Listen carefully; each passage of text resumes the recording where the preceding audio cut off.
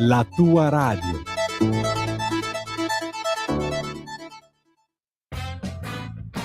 Va ora in onda Spazio Più. Buongiorno, a voi la linea. Dallo Spazio Più, professionisti imprenditori uniti, chi vi parla il vostro sparacazzate preferito Federico, oggi in trasferta perché purtroppo non sempre è possibile stare nel Fort Alamo di via Carlo Valerio 41, la mitica sede nel bunker di Radio Libertà. 0292947222, ripeto 0292947222 per chiunque volesse intervenire in diretta oggi che è martedì 20 gennaio 2026.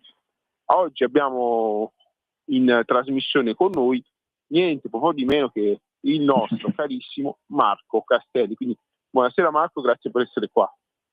Buonasera a te Fede, un caro saluto a tutti gli ascoltatori e tutte le ascoltatrici di Radio Libertà. E oggi siamo io e te che abbiamo sostituito, spodestando il grande vecchio della radio, l'ottimo Mimo Magnetta, a cui vanno chiaramente i nostri cari saluti. E Fede, io vorrei partire, prima di affrontare gli argomenti seri che tu avrai pronto e le nostre chiacchierate, vorrei lanciare, se sei d'accordo, anzi ti invito a partecipare in maniera accurata a questo mio appello, lanciando questa campagna Magnetta al Quirinale. Non si sa quando toccherà, si spera sempre un giorno dopo, se chiaro, per Mattarella, però pensate quanto si spera sempre un giorno dopo, se chiaro, per Mattarella, però pensate quanto potrebbe essere bello, giusto e in qualche modo rivoluzionario avere finalmente Magnetta nel posto che gli spetta, e anche questa è una grande rima, tienila buona, ossia il Quirinale. Detto ciò, Fede, i saluti miei vanno anche a te ovviamente, e dimmi di che cosa parliamo oggi.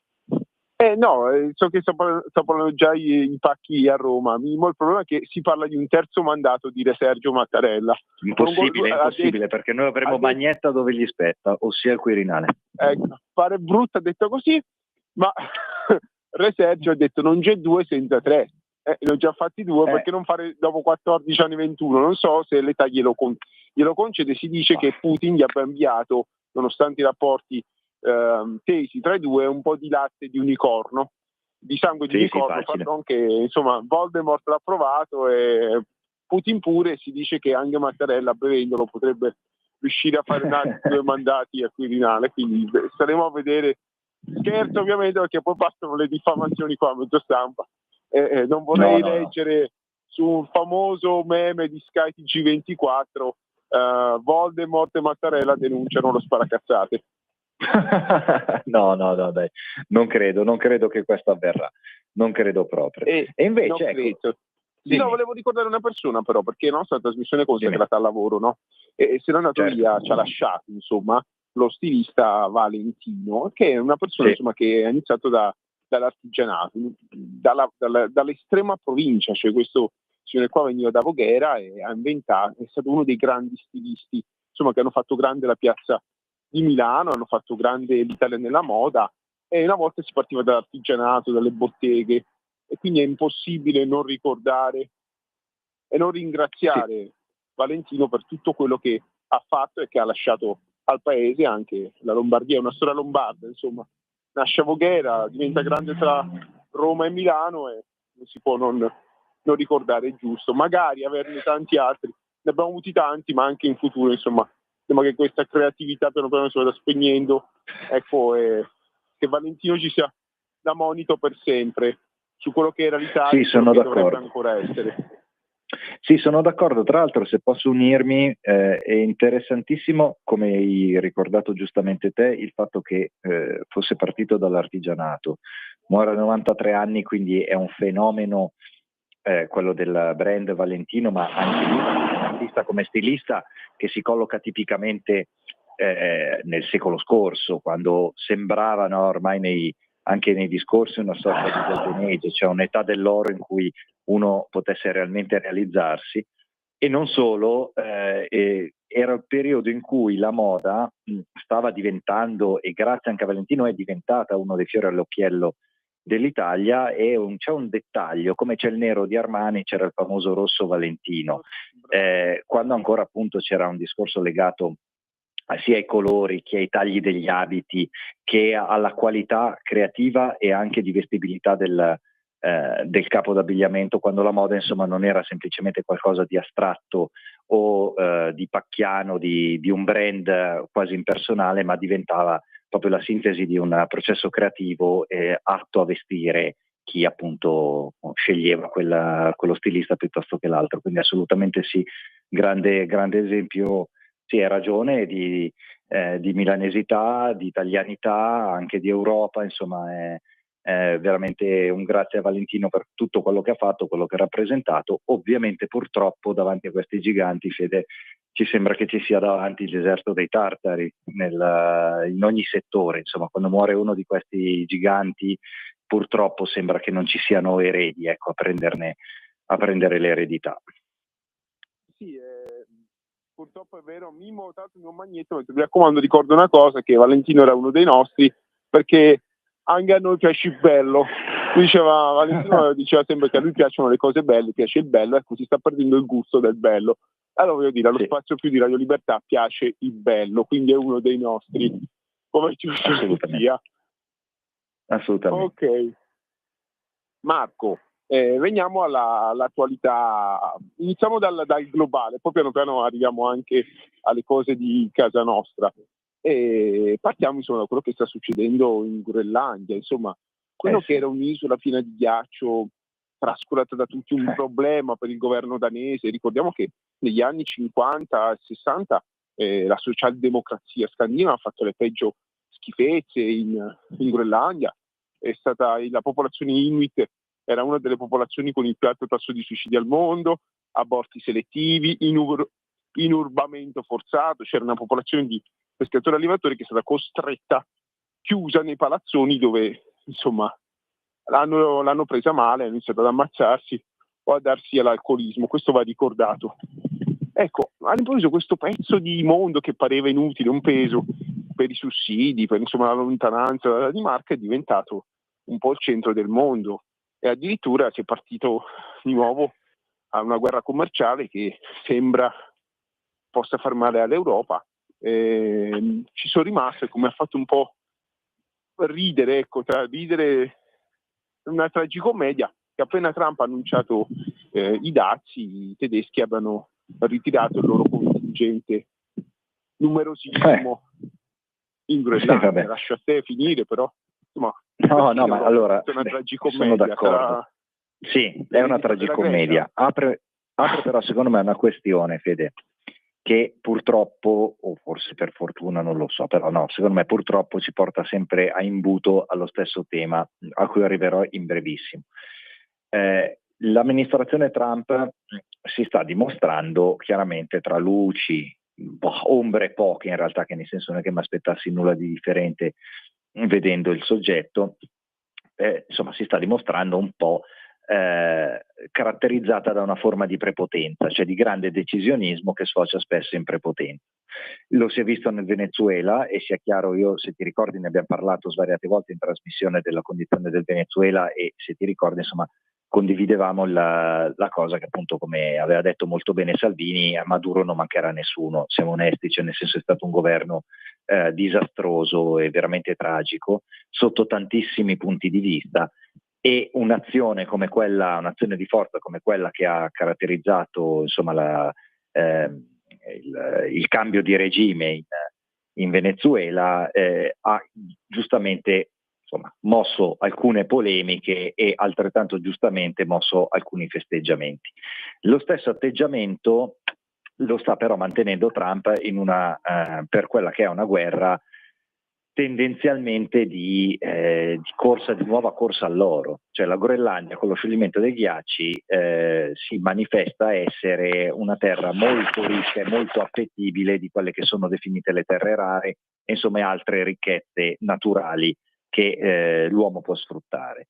Sembrerebbe che Peter Thiel su tutti, per fare un nome, se no poi stiamo qua a fare un elenco puntato abbastanza importante, ma uno su tutti, Peter Thiel, di cui ne avevamo già parlato, quindi il patron di Palantir e di altre società sull'innovazione tecnologica molto vicine al governo americano, hanno fatto dei forti investimenti in Groenlandia proprio per le terre rare e per tutte queste nuove materie prime che potrebbero essere ovviamente molto appetibili per tutta l'innovazione tecnologica. Questo concerne anche su una scala più ampia la guerra di tipo commerciale e di innovazione verso Russia, ma più che Russia, che viene detta giusto per dire, verso la Cina. Ovviamente Trump la vuole perché se si muovono prima i grandi investitori, i grandi finanziatori, ovviamente poi il governo americano come storia vuole, segue. D'altro canto qua si parla però anche di sovranità e di rispetto tra alleati. E la prepotenza di Trump in realtà, per quanto possa essere vista in maniera assolutamente antipatica, si può anche approfondire un attimo la logica del ricatto economico che viene fatta costantemente come sua strategia politica, più che bellica e più sul ricatto economico in particolare verso l'Unione Europea, potrebbe essere sfruttata per magari ripensare una struttura europea un po' diversa rispetto all'Unione Europea che ci ha abituato fino ad oggi. Cioè, sentivo oggi la von der Leyen da Davos che dice insomma le meglio propositi e le peggiori opinioni verso la questione groenlandese nei confronti di Trump. Resta il fatto che comunque sia l'Unione Europea non è un soggetto realmente politico, e questo è un dato di fatto, e da qui si aprono tutte quelle problematiche molto pratiche che l'affare Groenlandia sta facendo saltare fuori, tra cui, come sottolineato te, questo chiamiamolo impegno-disimpegno di contingenti simbolici tedeschi.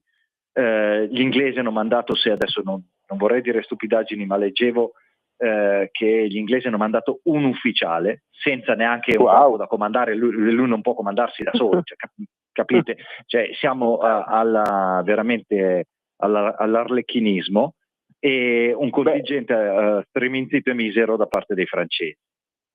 Tutto Marco, noi potremmo mandarci Boldi e De Sica, allora, visto che ci siamo. Noi facciamo vacanze di Natale tutto l'anno.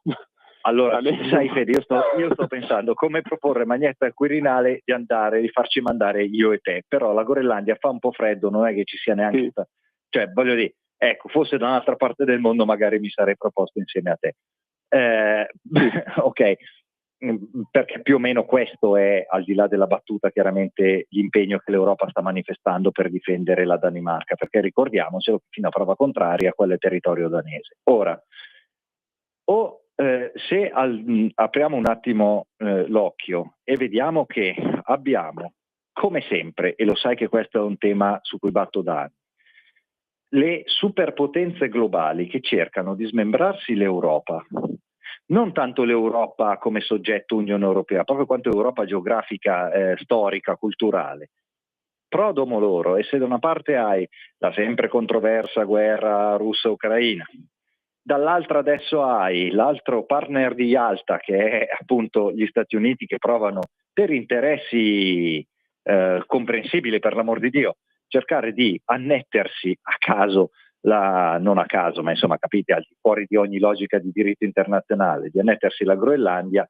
Forse è il caso che i paesi europei pensino a un'Unione Europea un po' tanto diversa rispetto a quell'agglomerato strano, economico e un po', diciamo, fazioso che ci ha abituato finora. Se no la vedo veramente grigia, cioè nel senso siamo veramente al di fuori di ogni scacchiere internazionale, e il fatto di dire si ritorna agli Stati-nazione mi spiace anacronistico, perché l'Italia da sola, pensate, o la Danimarca da sola nel caso Groenlandia, o la Francia da sola, o la Germania da sola, insomma, pensate in uno scenario come quello del mondo del 2026 che cosa potrebbero mai dire, ossia molto poco, purtroppo. Quindi bisognerebbe, secondo me, andare a pensare a una struttura europea differente, forse anche radicalmente differente rispetto a quella a cui siamo stati abituati, che ovviamente non è andata mai a sostenere in alcun modo, in particolare gli interessi italiani, colpa degli stessi parlamentari europei italiani, non voglio far nomi, ma tipo il PD, che negli anni insomma ci ha abituato alle peggio cose, e quindi magari potrebbe essere questo uno stimolo un po' forte, un po' troppo forte, per cominciare insomma a ripensarci in maniera differente. Sì, in effetti la cosa che mi fa strano è che il migliore europeista degli ultimi anni è proprio Donald Trump. Comunque Donald Trump sta facendo quello che l'Unione Europea amava fare sui conti e sulle banche italiane, uno stress test. Cioè dimostra che con molto poco la Costituzione Europea, che penso che sia la Unione Europea penso che sia la peggiore istituzione che esista, a meno che si sia mai vista nella faccia d'Europa. Persino il decadente impero austro-ungarico in confronto era qualcosa di fenomenale, nonostante tutti i problemi che aveva, visto erano 12 o 15 nazionalità diverse. E in effetti sì, il problema è che forse in futuro non ci sarà un'istituzione europea, ce ne saranno 2 o 3. Penso che la strada in cui si va è questa, perché insomma non è possibile che ogni volta che c'è una crisi ognuno va per sé, e io non posso non ricordare quello che l'Unione Europea ha fatto alla Grecia. Mi dispiace dirlo, è vero che avevano i conti truccati da un certo Mario Draghi, tuttavia sapevano tutti che in Grecia le cose non andavano bene, eppure è stato fatto per pochi soldi un massacro sociale. Assolutamente. E ti dico di più, scusami Fede, se posso aggiungere una cosa: se con i rapporti con la Russia definiamoli tesi, ok, anche perché dire pessimi magari insomma si sta un po' troppo dietro ai discorsi giornalistici, quelli un po' più sensazionalisti, però sono decisamente tesi ai minimi storici, benissimo. Perché? Perché la Russia ha invaso l'Ucraina e di conseguenza l'Ucraina aveva espresso interesse verso l'Europa e quindi un potenziale alleato dell'Europa, l'Ucraina, ha subito l'invasione. E questo qua rientra tutto in una logica del nemico, insomma, cose già viste e già sentite.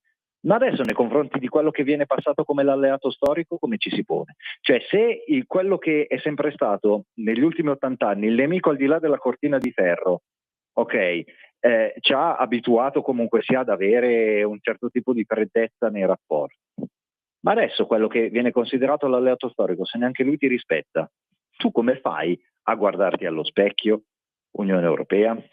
Cioè, se sei soggetta ai ricatti tanto quanto, allora il problema, attenzione, sì, è vero, è tuo, è il fatto che sei tra l'incudine e il martello a seconda di dove si vuole posizionare lo sguardo. E quindi te diventerai per forza di cose arlecchina, serva di due padroni, a seconda del momento e della situazione, ma senza mai tirar fuori nulla di buono per te e per i tuoi cittadini soprattutto. Cioè, è abbastanza tragica, se sei d'accordo, questo sviluppo dell'affare Groenlandia, o no? Sì, il problema è che io penso che non esistano piatti gratis. Ecco, l'affare Groenlandia è la dimostrazione. Non puoi chiedere la protezione e addirittura vantarti, come diceva la Germania, di non spendere soldi per la difesa, pensando che sia un piatto gratis. Bravo. Prima o poi qualcuno doveva bussare. Noi abbiamo approfittato della cosiddetta difesa, della bontà del pappone America, perché alla fine così ragionava l'Europa. Sono d'accordo. Ecco, prima o poi il pappone America doveva arrivare e dire: amica mia, ti è piaciuto? Mo pava. E questo forse è il momento che è arrivato. Marco, mi dispiace, vorrei approfondire la cosa, però siamo già alla mezz'ora. Sì. Quindi mandiamo la pubblicità, così cerchiamo di restare sul pezzo. Pubblicità. Andiamo. Stai ascoltando Radio Libertà, la tua voce libera, senza filtri né censura. La tua radio.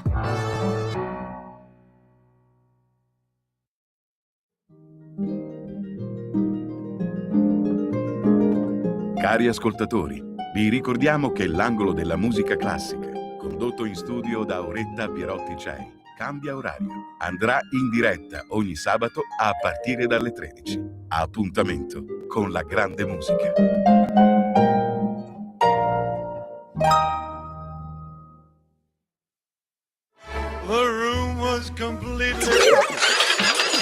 stanco di perderti i tuoi programmi radiofonici preferiti? Vorresti la tua musica, le tue voci amate sempre con te, ovunque tu vada? Radio Libertà, l'applicazione che trasforma il tuo smartphone e tablet nella tua radio personale. Scaricala ora, è gratis per i dispositivi Android e iOS. Avrai tutta la programmazione quotidiana di Radio Libertà a portata di mano. Scopri di più su radiolibertà.net. Semplicemente la tua radio. Radio Libertà. Veniamo da una lunga storia. e andiamo incontro al futuro con spirito libero per ascoltare tutti e per dare voce a tutti. Di nuovo a voi la linea. E rieccoci in trasmissione Spazio Più, professionisti imprenditori uniti qua su Radio Libertà. Federico Lo Sparacazzate, Marco Castelli, e rammento il numero della diretta, lo 0292947222.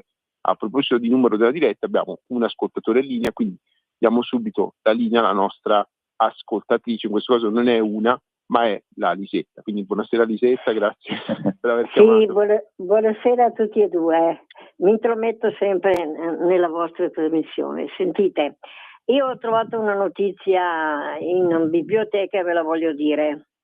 Sulla Russia. Dica. Come attaccare la Russia e perdere tutto. Allora ragazzi, un doppio scenario per saggiare la follia degli europei, ripeto, la follia degli europei, incapaci di comprendere la guerra e dunque destinati a diventare vittime. La narrazione bellicista è contraddittoria, quindi seguire i volonterosi potrebbe condurre al disastro. La realtà non è una war game. Tutto qua, vi saluto, ho fatto presto, vi saluto e buona trasmissione. Grazie. Marco, ti lascio io sono rispondere alla invece, Lisetta. io invece, guarda, non sono... Purtroppo noi stiamo vivendo adesso in un momento in cui ogni scenario viene proposto, e questa è gran parte colpa del sistema mediatico, come un codice binario: o stai di qui o stai di là, o stai di qui o stai di là, ok? E ovviamente l'approfondimento è quello che viene sacrificato sull'altare dello share piuttosto che dei like o dei click su internet. Per cui non è vero il fatto che dato che siamo in conflitto con la Russia allora tutto ci va male. Il punto è che noi non siamo strutturati come Europa per poter sostenere non soltanto un conflitto che uno dice però è già una cosa impegnativa, no, ma come vedete neanche il rapporto con gli alleati, con quelli che sono stati spacciati adesso come gli alleati, che sono gli Stati Uniti, cioè è quello il punto. La Russia in quasi 4 anni non è avanzata grosso modo di nulla. Okay, quindi non sta manifestando una grande potenza bellica che ha messo in campo. Poi ci sono i vari filorussi che diranno che in realtà è Putin che non vuole. Io, come sapete, ci credo molto poco. In realtà insomma, fa vedere i limiti oggettivi di una guerra in casa, e a differenza degli Stati Uniti che invece hanno dimostrato come fare il bello e il cattivo tempo in tutto il mondo. Si può andare a vedere tutta una serie di ragioni. Secondo me invece, come sostenevi te prima della pubblicità, Fede, noi dovremmo cominciare a pensare non tanto che dobbiamo cercarci il nemico nella Russia, negli Stati Uniti, ma cominciare a capire chi siamo in termini proprio politici e reali a livello europeo, perché altrimenti senza difesa, mi dispiace, non c'è possibilità di fare nulla. Il fatto che Trump, se non ricordo male, abbia detto nei giorni scorsi o addirittura ieri, adesso non ricordo, che appunto lui mette i dazi a tutti quelli che mettono, a tutti i paesi che insomma portano delle truppe in Groenlandia. È ridicolo, cioè da un punto di vista di rapporto diplomatico è ridicolo, però purtroppo che potenzialmente è vero. Infatti le borse sono in rosso. Ok, il fatto che Putin invece ti dica che non lo so io, che è molto amareggiato dalla posizione italiana verso la guerra in Ucraina, non è che determini un granché. Quello che Trump sta evidenziando è, come dicevi giustamente te, che a furia di investire sulla difesa tu non hai di fatto nessun tipo di manleva da utilizzare banalmente per difendere i tuoi confini. Punto. E tu non puoi avere una difesa comune perché non hai interessi comuni, perché l'Europa non è nata su basi culturali e politiche, è nata su un accordo economico da Yalta. Stop. E di conseguenza, dato che le potenze stesse che hanno animato Yalta, Inghilterra, Russia e Stati Uniti, sono le stesse che oggi stanno interagendo su tutti gli scenari internazionali, e sono quelli che poi, se fateci caso,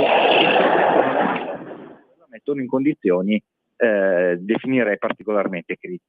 Quindi non è tanto il fatto di dire non è un wargame la questione con la Russia, come non si può, come è anche giusto secondo me supportare gli ucraini, non perché i russi siano cattivi, ma perché gli ucraini hanno la loro dignità di scegliere, no, da che parte stare, di dove voler andare. A questo punto non è il problema, non è un wargame. Il punto è che tu non sei neanche un player, e quindi che sia un wargame o un economic game, tu non puoi interfacciarti come Unione Europea al mondo senza sapere né chi sei né dove vuoi andare. Fine. E su questo purtroppo noi la pagheremo, oggi lo paghiamo con delle borse impicchiate. E quello vuol dire pagarla, no? Ci piaccia o meno. Fede. Sì, assolutamente. Ma torniamo a parlare del nostro ghiacciolo preferito, la Groenlandia, Sì. insomma, un posto che abbiamo detto dimenticato, un po' alla fine del mondo, che all'improvviso grazie al mondo che sta cambiando e anche al cambiamento climatico sembra che si stiano liberando le rotte, il passaggio a nord-ovest, anche le risorse, si dice che sia piena di risorse, però arriviamo a un punto. Abbiamo capito che l'Europa non ha la capacità di difenderla, sia economicamente che militarmente, dagli Stati Uniti. Voglio anche ricordare che la Groenlandia fa parte del continente americano, cioè è anche lontana dall'Europa, dalla Scandinavia inclusa, è molto più vicina agli Stati Uniti, che nemmeno a farla apposta in passato si sono trovati a occuparla più volte, tipo durante la seconda guerra mondiale, per difenderla dai tedeschi, che pensate un po' erano arrivati fin là. Insomma, comunque possiamo dire che è pieno di aneddoti curiosi questa isola coperta di ghiaccio. Ma la domanda, Marco, è ora: cosa succede? Cioè, come alla fine abbiamo capito che gli Stati Uniti in una maniera o nell'altra se la prenderanno. Cosa accadrà? Pensa un'azione militare o alla fine faranno una transazione? Fa ridere perché sembra di stare su Amazon, però ma è tutto così, ma c'hai ragione tu, cioè fa ridere. Non lo so cosa faranno. Allora, ho notato una cosa, per un discorso su Gaza, senza spostare troppo il focus. Sì. Ok, Trump cos'è che fa? Minaccia i dazi allo champagne e ai vini francesi, perché Macron insomma si sfila da questo accordo, si dice contrario. E anche questo chiaramente incide purtroppo da un punto di vista di borse per l'economia diretta francese. Allora, il punto è che noi siamo completamente sotto ricatto. Fine. Come finirà il discorso della Groenlandia? È presto detto, cioè finirà sul fatto che noi non siamo in grado di reggere la pressione con gli Stati Uniti, quindi in un modo o nell'altro finirà in mano loro. Secondo me la cosa migliore potrebbe essere un accordo di cogestione delle risorse di sé, ossia morale le svendi agli americani, ma il governo eccetera eccetera resterà in mano alla Danimarca.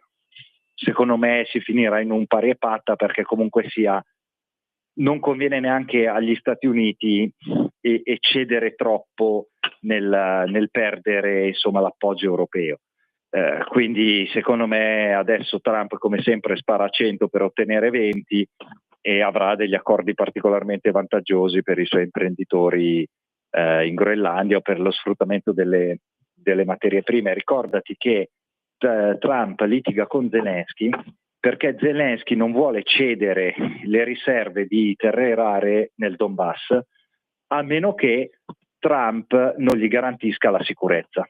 Ok, questo qua era il famoso video scandalo del febbraio, se non sbaglio, dell'anno scorso, di quella sorta di conferenza stampa congiunta alla Casa Bianca. Ecco, Zelensky non ha ceduto, no? E per questo appunto ha anche rischiato insomma i rapporti con gli Stati Uniti. Secondo me, dato che Zelensky ha poco da perdere, nel senso che a fin della fiera lui in guerra è in guerra, ed è inutile cedere una cosa che può essere una tua manleva rispetto insomma senza guadagnarci nulla, tanto ormai sotto le bombe lo è un conto. Secondo me invece la Danimarca con l'Unione Europea arriverà a miti consigli in cui cederà parte della sovranità di quello che è di interesse, ma non nella forma. Non credo che possa andare diversamente, se non addirittura se Trump decide l'occupazione militare, però mi sembra un po' strana perché lì vorrebbe dire veramente andare a minare i rapporti potenzialmente con l'Unione Europea, insomma, che comunque insomma, è abbastanza grave, però nulla è da escludere, ecco. Guarda l'Iran, sì. Guarda il Venezuela, cioè, nel senso mi sembra evidente che Trump comunque ha anche la capacità di insomma andare oltre il prevedibile. Sì, anche perché in Iran sembrava che ci fosse un'azione fatta, invece alla fine... E invece no. Penso, è la seconda volta. Non è accaduto, perché secondo me era come buttare benzina sul fuoco. Tuttavia andiamo un po' al caldo, anche perché l'inverno incombe. In Iran finisce tutto là, tutto così. Sembrava che il regime dovesse cadere, il regime allo sbando, Khamenei deve prendere aveva già comprato il biglietto per la Bielorussia, almeno così scrivono i giornali, poi non so se questa sia stampa o insomma, visto che invece alla fine in pochi giorni sembra che il regime abbia spento insomma questa rivoluzione guidata dallo Shah, almeno così diceva lui, dall'erede dello Shah, per ritornare. Beh, è vero. Cioè, a me sembrava tutta una tragicommedia, non so se... Cioè, evidentemente non è solo l'Europa tragicomica, anche la Persia avrà il gusto del classico. Ecco, però insomma quello che sembrava sul punto di cadere invece si dimostra ben saldo. Allora, se ti ricordi è una chiacchierata analoga a quella fatta qualche mese fa, questa, quando ti dicevo, cazzo, sembra che siamo alle porte del colpo di Stato, del regime change, e se ti ricordi ti dicevo che l'operazione che avevano denominato gli israeliani come il leone che risorge, richiamandosi a un passo biblico, in realtà se ti ricordi ti dicevo che insomma richiamava abbastanza simbolicamente il ritorno della dinastia dello Shah di Persia, solo che a quanto sembra, a quanto ho visto, lo Shah di Persia non gode di questo supporto da parte della popolazione locale come magari i media occidentali sostenevano, nel senso che ci sono state altrettante manifestazioni molto partecipate a favore del regime, ovviamente finanziate e organizzate dal regime, però la gente c'è andata, dove per prendere in giro il futuro erede al trono andavano tutti in giro con una bottiglietta di ketchup, no? Paragonandolo appunto a un sottoprodotto americano, servo di Israele, eccetera, eccetera. Quindi secondo me anche il fatto che alcuni dicono che Trump sia stato fermato da Netanyahu stesso, altri sostengono che l'Arabia Saudita sia intervenuta per evitare l'intervento americano, e forse insomma più antiregime degli israeliani forse sono i sauditi, per capirci, è perché secondo me non c'era un piano concreto per andare a sostituire gli ayatollah, e per un paese come l'Iran, che è molto più grande della Siria, molto più popoloso, insomma è forse il paese più popoloso del Medio Oriente, significherebbe destabilizzare troppo, veramente troppo l'area, e ne andrebbero a perdere anche Israele, Arabia Saudita, Cisgiordania, tutti quanti. Quindi secondo me è perché c'è un vuoto, cioè si andrebbe a creare un vuoto che uno non riesce a colmare. Poi ovviamente nessuno di noi dentro le stanze dei bottoni, non si sa, comunque è la seconda volta dopo pochi mesi che siamo ancora qua a parlare di un nuovo tentativo di golpe fallito ai danni degli ayatollah. Anche qui apriamo un ragionamento velocissimo e semplice. Allora ragazzi, gli ayatollah, se è vero, hanno un sostegno pari al 60%, e vorrei ricordare che non è una democrazia, cioè i regimi hanno bisogno per stare in piedi di un sostegno che non è il 50% più uno di un'elezione, okay? Hanno bisogno di molto di più, e come già dicevo il fatto che a furia di impiccar gente, di far repressione e di tenere il paese insomma in uno stato non di totale povertà come il Venezuela, per dirci, però comunque sia in uno stato abbastanza precario, sicuramente non posiziona l'Iran tra i sistemi più solidi da qua a 5 anni. Poi vedremo, hanno una forza molto, come si può dire, molto determinata nel reprimere, fanatici abbastanza armati e ben addestrati per gestire la situazione interna. Israele non credo che si possa permettere un'invasione di terra e di conseguenza tenere una guerra su larga scala adesso con l'Iran. Se non intervengono gli Stati Uniti ovviamente non si può fare. Il punto è che tu, quando rovesci qualcuno, poi anche la storia ti insegna che hai bisogno di avere un sostituto altrettanto solido, se non più solido di quello che vai a destituire. E questa è la situazione dell'Iran, insomma. Secondo me, poi come andrà a finire, secondo me non durano molto.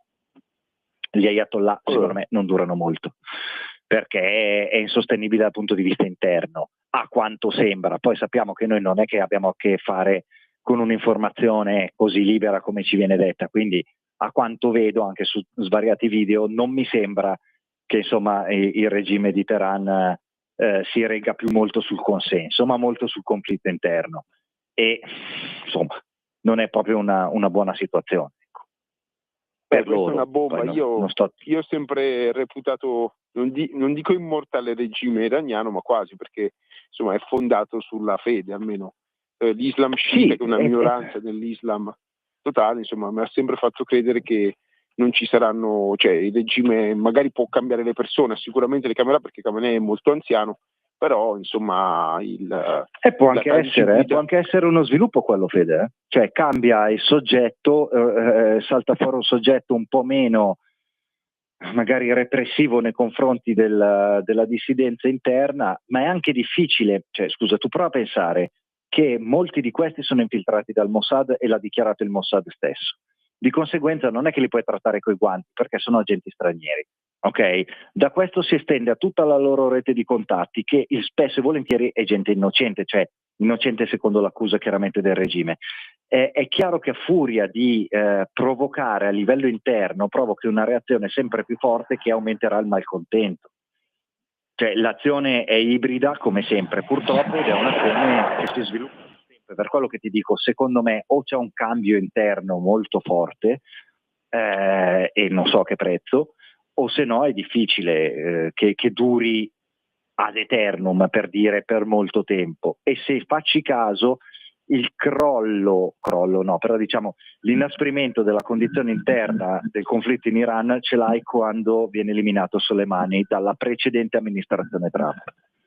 Da quel momento lì l'Iran comincia a essere un po' più claudicante a livello interno. Ma anche per le sanzioni economiche, ricordiamo che l'Iran non è un paese arabo, pur essendo islamico, anzi è una popolazione molto raffinata, che, attenzione, a maggioranza relativa è iraniana, cioè persiana, ma ci sono parecchie minoranze etniche che destabilizzano, insomma aumentano la tensione, tra cui i curdi, i baluchi, gli arabi stessi, ce ne sono una miriade, se mi metto ad elencarle tutte non la finiamo più. Gli azeri, attenzione, che sono popolazioni che parlano turco di fatto, però è una popolazione comunque molto vicina all'Occidente per la storia. Dobbiamo dire che l'Iran è un prolungamento della cultura occidentale, un popolo molto raffinato con una civiltà ultramillenaria che esisteva già ben prima delle famose Termopili. Ecco, questo va ricordato.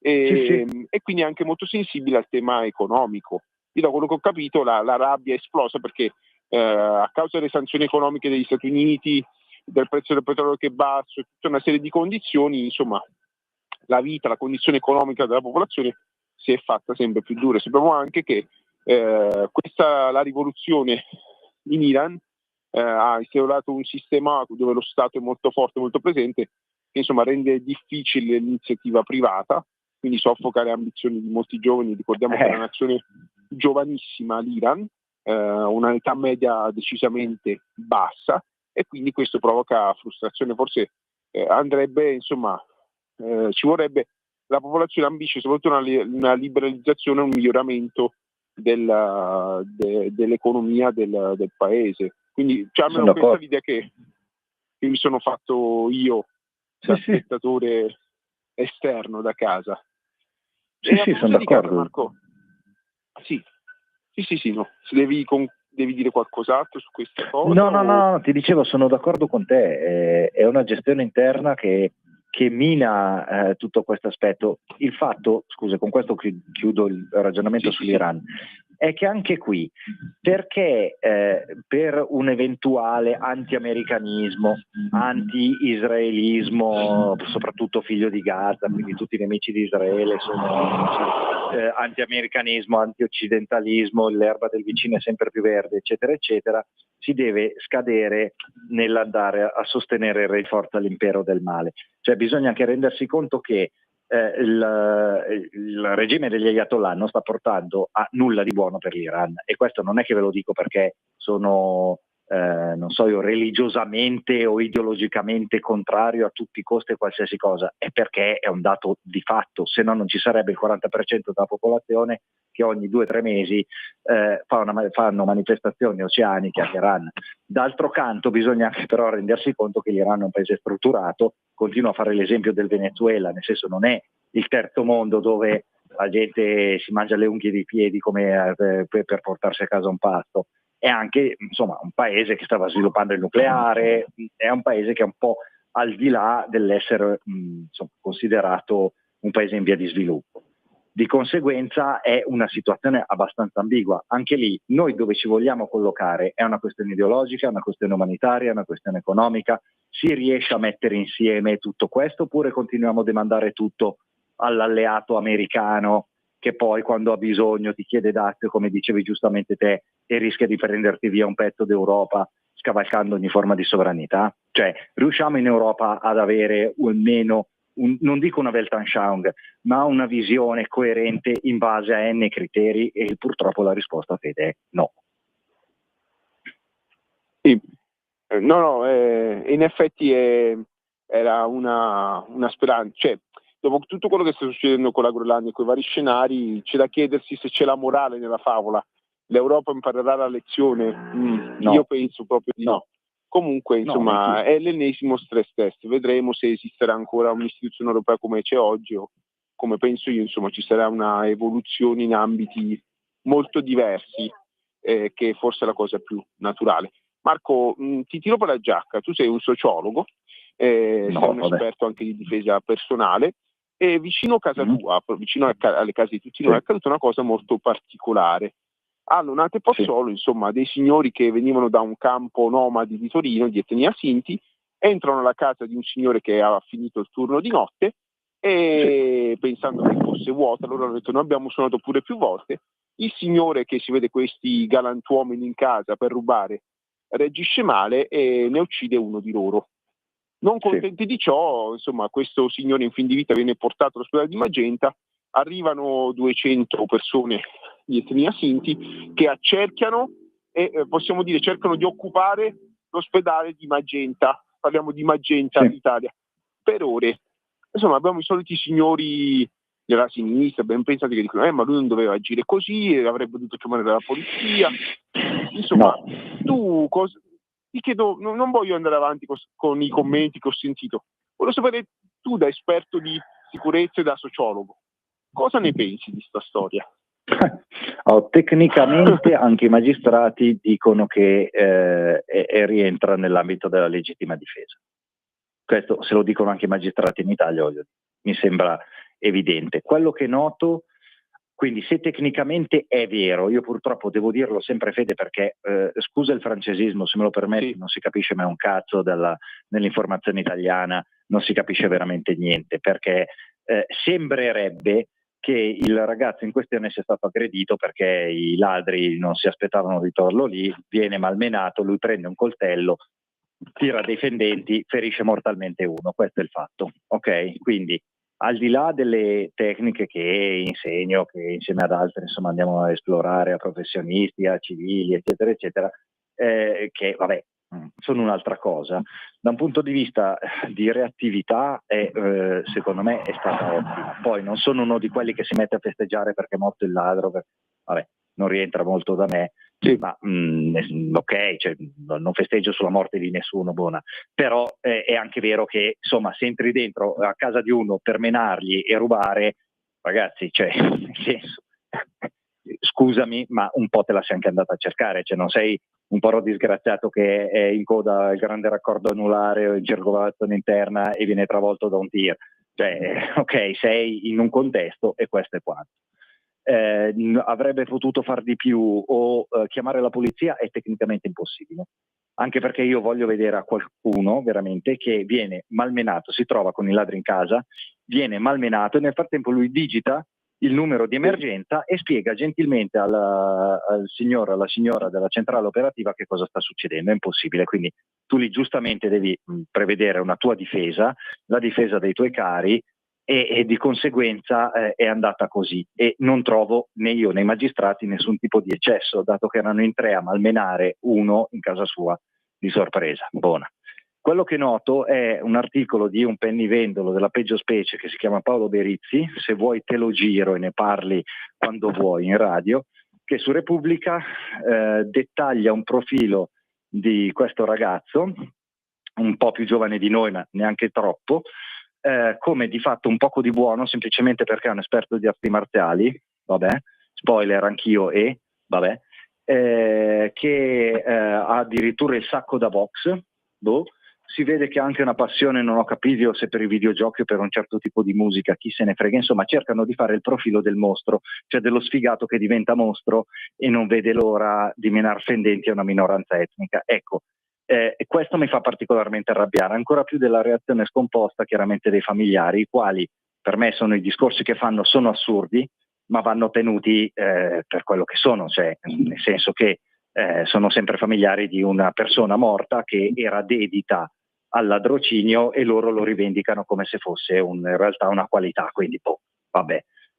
Forse il sistema politico italiano, che si è sempre basato sull'assistenzialismo, dovrebbe magari farsi 2 domande interne, visto che insomma se abitui uno al fatto che tutto gli sia dovuto e che nulla deve, poi alla fine ti trovi anche certi eccessi di questo tipo qua.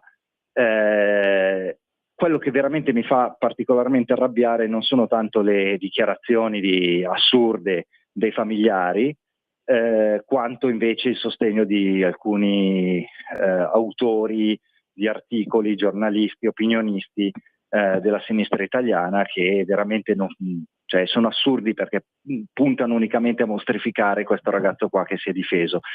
E chiudo dicendo che, attenzione, è un frame, è una cornice narrativa che utilizza sempre la sinistra, quella di cercare di delegittimare il forte inteso non il violento, ma colui che è in grado di difendere sé e i propri cari. Questo viene costantemente delegittimato in termini linguistici e in termini giornalistici da parte di un gruppo di pseudo-intellettuali che occupano comunque sia giornali e TV, e cercano sempre di colpevolizzare colui che si difende, dipingendolo come un bruto, un poco di buono, un illetterato, un perdigiorno, eccetera, eccetera. Un maniaco, un esaltato.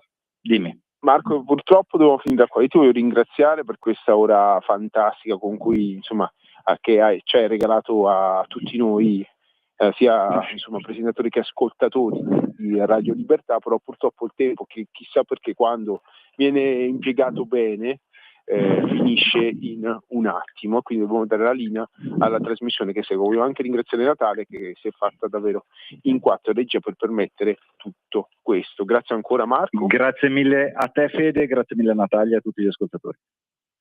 Buona serata, restate all'ascolto. Ciao. Ciao ciao.